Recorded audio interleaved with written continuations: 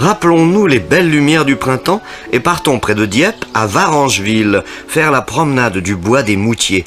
Allons voir une maison qui se déploie dans son jardin, ou plutôt une maison dont le jardin serait la pièce principale.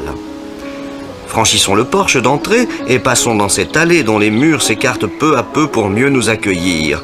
De chaque côté se déroulent majestueusement ces larges plates-bandes qui, en leur temps, ont été le manifeste d'une nouvelle sorte de jardin. Ces mixed borders dessinés par Miss Jekyll et qu'elle venait d'inventer dans sa propriété du West Old Surrey. Déjà le perron nous accueille et nous surprend par son aspect médiéval. Passons la lourde porte en chêne de Hongrie et goûtons cette ambiance étrange qui suggère la fin du Moyen-Âge ou le début de la Renaissance, tout en dégageant un fort sentiment de modernité, d'épurement, de plénitude. Cette maison est le fruit d'une belle rencontre, celle d'un architecte, Edwin Lutyens, d'une artiste devenue créatrice de jardin, Gertrude Jekyll, et d'un heureux homme, Guillaume Mallet, esthète dans l'âme, qui les réunit ici pour créer un monde à la mesure de sa soif de beauté. Cet homme qui passa son adolescence en Grande-Bretagne ne pouvait pas être insensible au mouvement Art and Craft, contemporain de notre art nouveau, mais dont les bases sont bien différentes.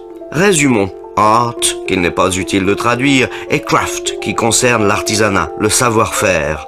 Dans sa vision socialiste, le maître à penser de ce courant, William Morris, ne disait-il pas « J'ai essayé de faire de chacun de mes ouvriers un artiste. Quand je dis artiste, je veux dire un homme. » Regardons les détails de la maison pour le comprendre. Les portes sont travaillées comme des draps plissés. Pour chacune d'elles, pas un pli qui soit semblable. Admirons le travail de ferrure, pas une ne ressemble à l'autre. Art and craft, c'est le détail qui tue, pardon. C'est une sobriété magnifiée par un détail de fabrication qui n'est ni rapporté, ni bavard. Ces reliefs en plâtre peint du sculpteur Robert Anning Bell, inclus dans les murs, donnent à chaque issue sa personnalité. Mais surtout, la maison est l'endroit privilégié d'où l'on entre dans le jardin par le regard. Chaque fenêtre est un point de vue pour l'admirer.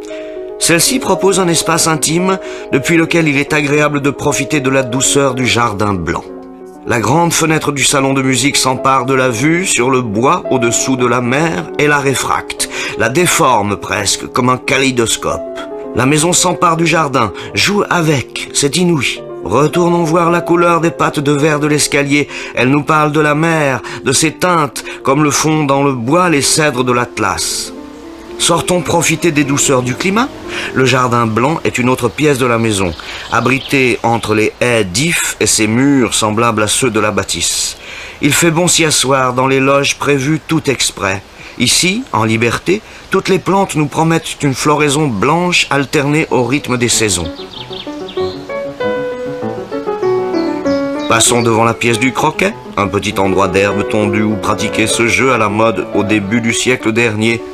À propos des murs qui l'entourent, Jekyll nous dit « L'architecture anglaise est conçue pour être drapée de plantes. » En toute modestie, Lutyens offre la maison aux plantes grimpantes.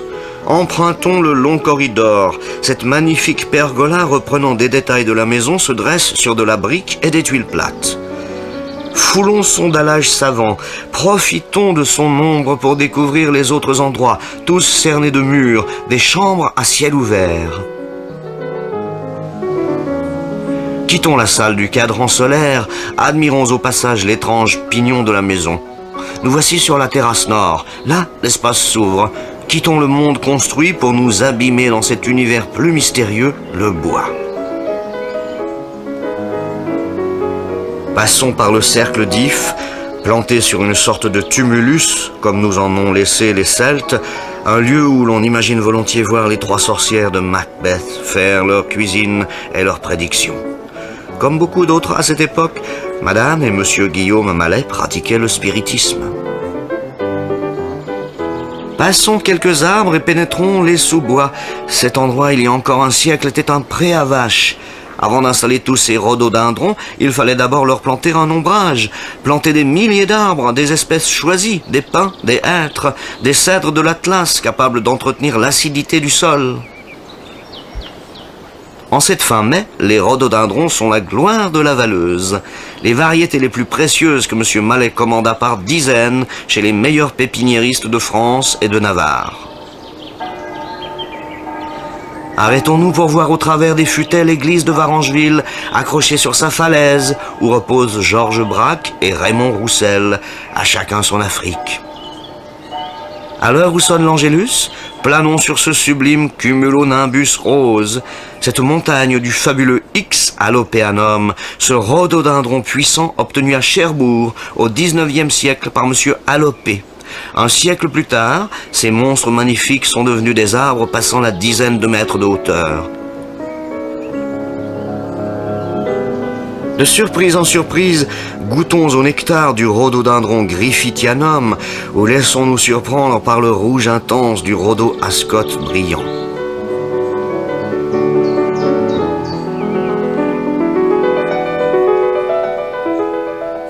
Mais ne ratons pas ces érables du Japon avant de descendre au pied des Lysiquitons. Avec regret, quittons le bois des Moutiers, avec l'impression d'avoir vécu quelques instants au cœur d'une utopie devenue réalité. Remercions tout de même ces prophètes, Adélaïde et Guillaume Mallet.